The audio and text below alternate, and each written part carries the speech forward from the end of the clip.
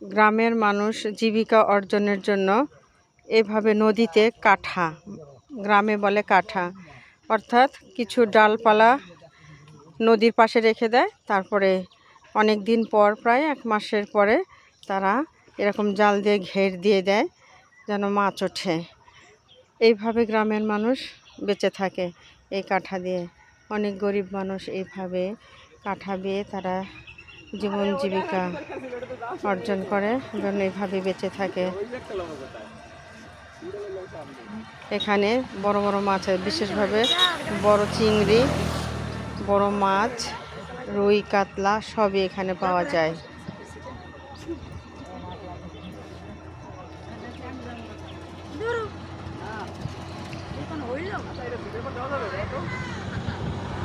এই মাছ কিন্তু ডুবে ডুবে ধরে, তারা ডুব দিয়ে দিয়ে মাছ ধরে। এটা অসাধারণ একটা কাজ, খুবই একটা মজার কাজ, পরিশ্রমের কাজ, কিন্তু খুবই আনন্দের কাজ। আনন্দে আনন্দে তারা মাছ ধরছে। ওই দেখুন মাছ লাফালাফি করছে, ভিতরে দেখা যাচ্ছে না কিন্তু আমি দেখতে পাচ্ছি।